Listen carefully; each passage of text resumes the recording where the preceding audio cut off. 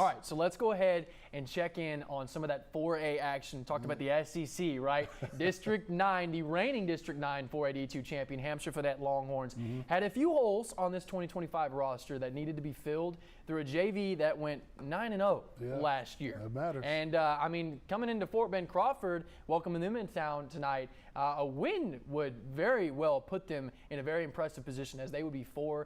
Amazing, amazing. And I mean, they've been doing an excellent job recently, but Fort Bend is a force to be reckoned with. Absolutely they are. They absolutely are.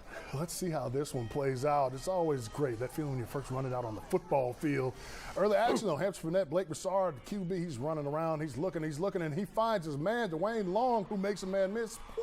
Skirt, gets all the way to the end zone. That's a touchdown for the Longhorns. That's how you, hey, and a little dance on it.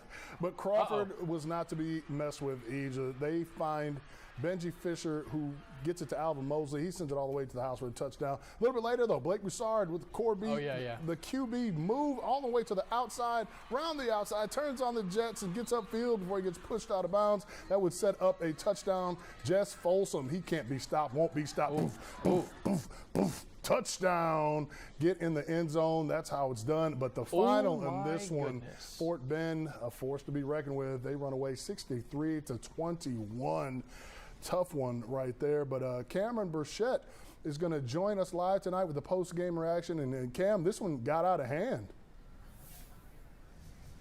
It was crazy from the beginning to the end, Brandon. You know, you guys, the Fort Bend Crawford Chargers are only in their second season of really existing, their second football season, and they had a big game just like that. And previously, the past 3 weeks, they've had big wins like that and only one loss, but they've all been above 50 points each game minus that one loss. But again, just talking about the game, let's go ahead and talk about that first half. The first touchdown of the game was courtesy of Dwayne Long, and shortly after, Crawford came in hot with speed, agility, and with an offense that took the Longhorns by surprise. It was a rocky first half with lots of mustard on the lettuce for Crawford, but run-wise, it was crazy.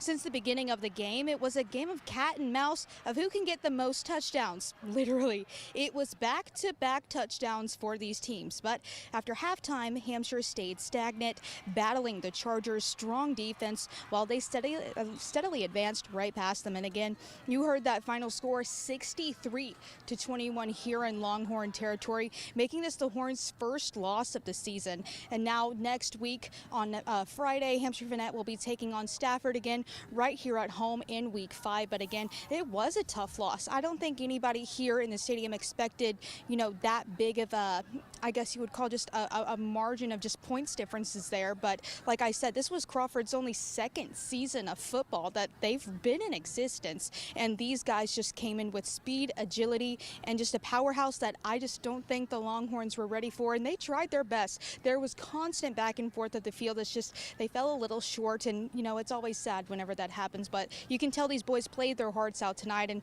I know they're going to try to redeem that win against Stafford next week, a week before district play begins, might I add. But again, here in Longhorn territory, you can see people are just starting to leave. The team is still out on the field talking with Coach Wagner right now. But you guys, it's a heartbreaking loss always. But again, they've got one more week where they take on Stafford to prepare for district play in week 6. But you guys, that's all we've got out here in Longhorn territory.